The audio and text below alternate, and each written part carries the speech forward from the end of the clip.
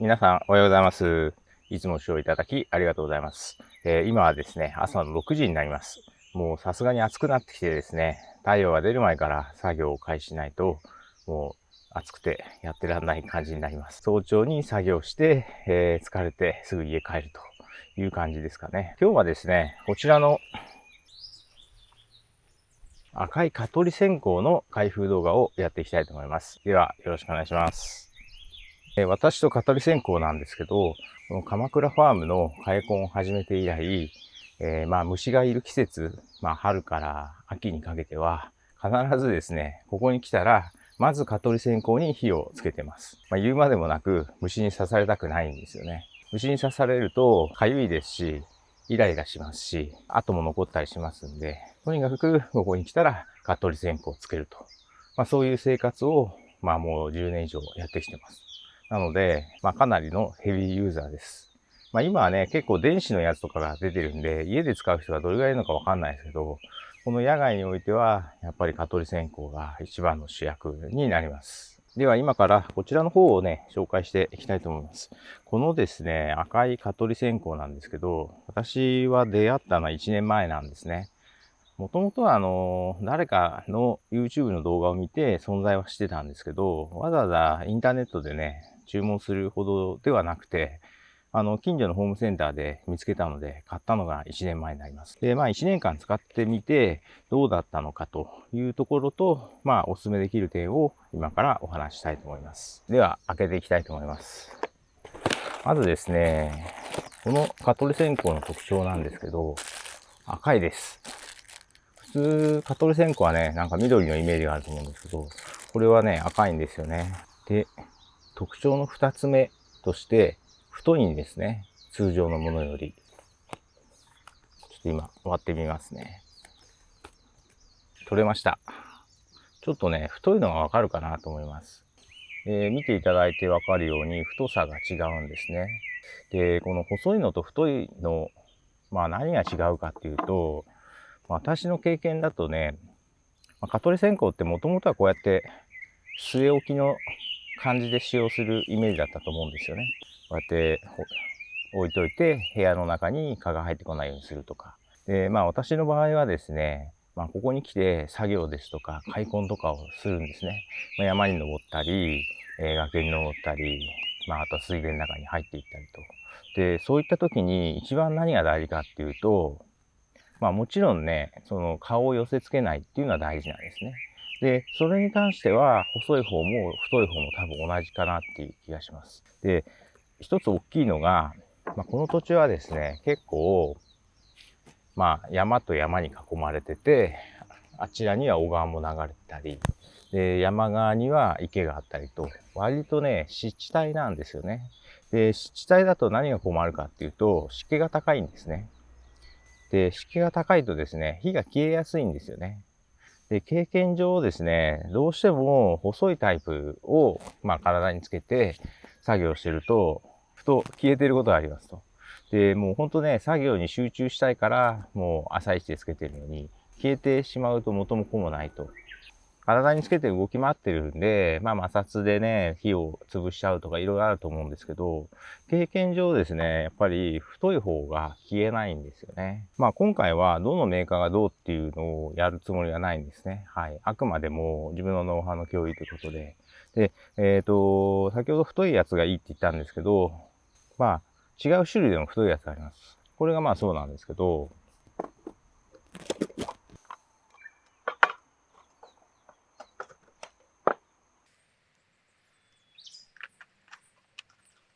今まで、特に気にせず使ってきたという方で、作業中に消えてしまうということがあった場合は、ちょっとこの太さをね、考えてみたらいいかもしれないです。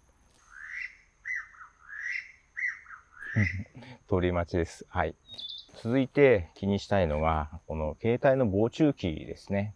私はね、この商品に出会ったのは1年前なんですけど、それまでは特に気にせずに、店で売ってるものを買ってつけてたんですね。はい。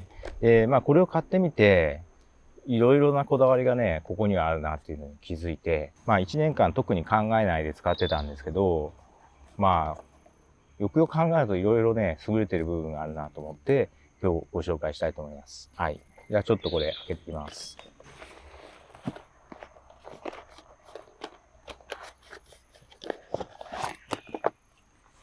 こちらですね。新品なんでね、気分がいいですよね。こんな感じになってますと。で、こちらなんですけど、ここにロックが2箇所あって、これで開くような感じですね。で、この爪の高さが、この太さに多分ね、ぴったりなんだと思うんですね。はい。で、うまく保管すると、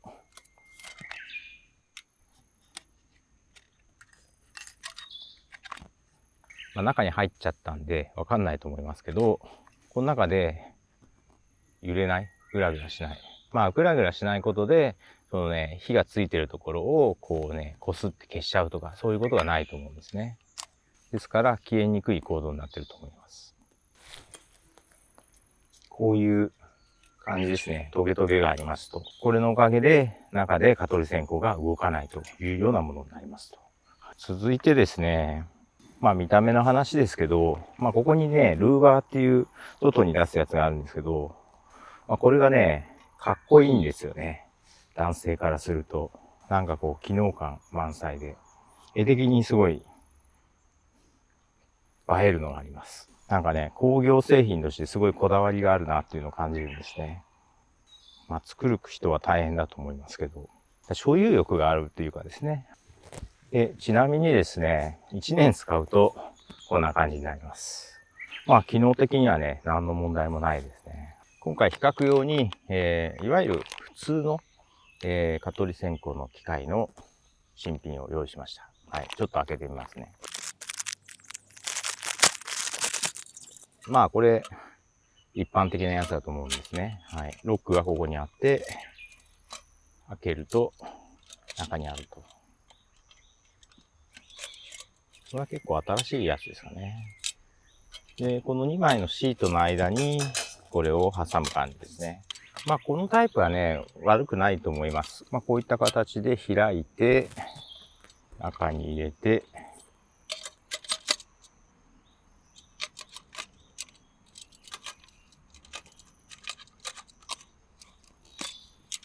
ここですかね。いわゆる一般的なやつだと思います。一つ前のこれタイプだと、反対側がこういう綿みたいなやつで、この間に入れるようなタイプだったんですね。で、私の使用用途ですけど、これをつけてですね、山に登ったり、川に行ったり、あと田んぼの中に入ったり、いろんなことをするんですね。で、結構ね、これ落っことしちゃうんですよね。川の中とか田んぼの中に。で、そうすると何が起きるかっていうと、当然この中の蚊取り線香は濡れてしまうんで使えないんですけど、この機械がですね、こういう綿だった場合、これが全部濡れちゃうんですよね。で、濡れてしまうと、当然乾くまでは使えないということで、水に落としただけで、もうこれ全部機能が使えなくなっちゃうんですね。だから、水辺で使うとかいう可能性がある場合は、こういうタイプはね、避けた方がいいのかなと思います。それに対して、こちらの方はね、こうやって、挟む感じなので、ネットですね。ネットとネットに挟む感じなので、水没しても大丈夫ですという感じですね。で、話をこちらに戻して、あとこれがね、優れてる点は、このね、色なんですよね。はい。色。ちょっと比べていただければ。この距離であれば見逃さないと思うんですけど、じゃあ落っことして、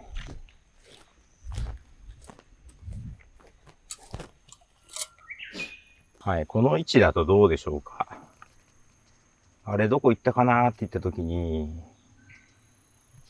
どっちがわかりやすいかですね。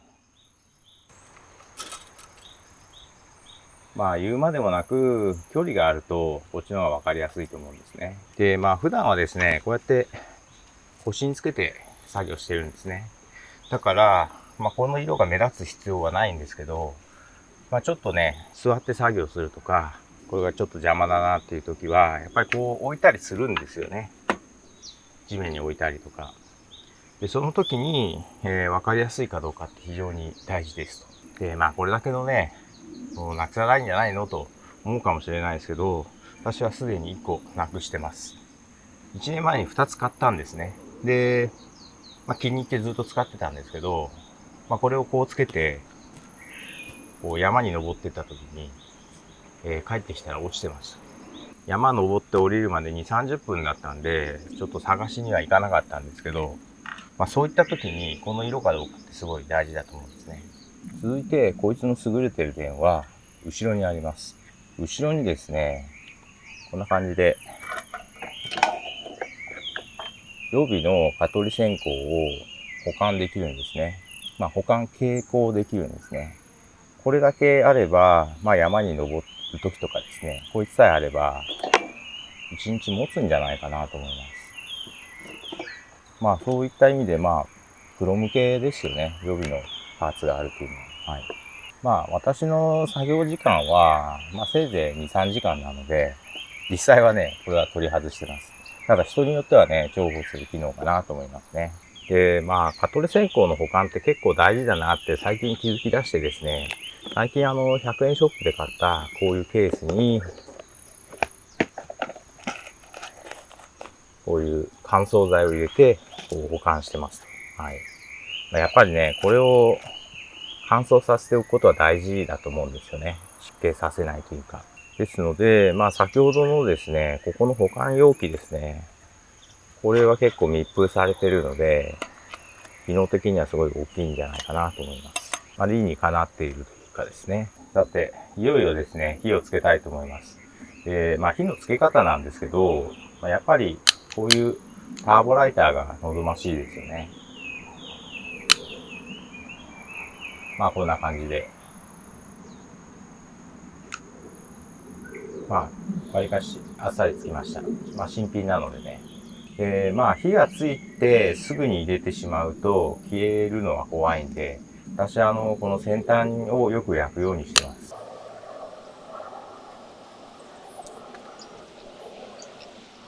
こうすることで途中でちょっと湿気てる部分があっても火が消えないで済むのかなと。こういったやり方をするのにはこうターボライターが必要なんですね。で、ターボライターの問題として、これね、結構燃費が悪いんですよね。正直燃費がいいのかどうかわかんないけど、すぐにこれガスがなくなっちゃう。そこはめんどくさいなと思ってて、ちょっとこれはもうついちゃったんで、これはせっかくつきましたんで、このピカピカのところにつけていきたいと思います。という感じですね。火のつけ方なんですけど、賛否両論出てくるとは思うんですけど、最近私はね、こいつを使ってるんですね。ガスバーナーです。はい。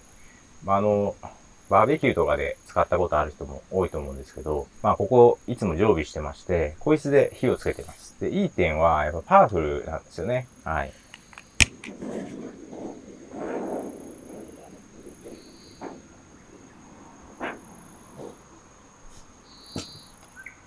一瞬で無理やり火がつきますと。はい。で、状況によってはですね、これを火をつけるだけじゃなくて、ちょっとね、乾燥させたりします。今ちょっとお見せしますけど、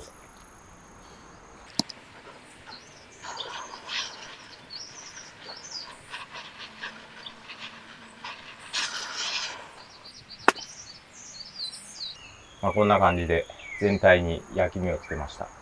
なんでやってるかっていうと、乾燥させたいんですね。火に消えてほしくないということで、やってます。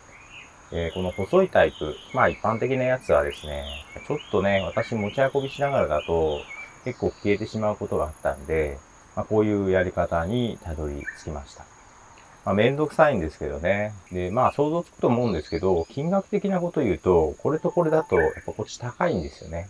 なんとかしてこの安いやつで火が消えないようにできないかっていうのを、ほんとつい先日までですね、悪戦苦闘してました。で、これは細いので、こっちに入れるとちょっとね、ぐらついちゃうんですね。太くないと、こいつは入れてくれないので。なので、いろいろ試して発明したというか、たどり着いたのが、バーナーで炙るというような形になります。で、これでもね、消えたりします。タイミングが悪いと。そういったところで、こいつの方がいいんじゃないかなと、最近思い出した感じなんですね。では今からちょっとこの2つのですね、燃え方の違いを、動画に撮っていきたいと思います。私はちょっとこれから別の作業をするので、この燃え方を見ていただければと思います。今、時間にして3、40分ぐらいですかね。両方同じタイミングで燃やしたんですけど、そうですね。燃えるスピード、倍ぐらい違いますね。こっちの方が多分2倍ぐらい早いですね。で、片付けについてちょっと話したいと思います。蚊取り線香は使い終わったら灰を捨てて保管すると思うんですね。で、基本的にはこういう感じで使ってると思うんですね。今日は帰るから火を消そうといった時に、こちらのタイプだと、こうやって外しますと。この網をね、一回取んないといけないんですよね、こうやって。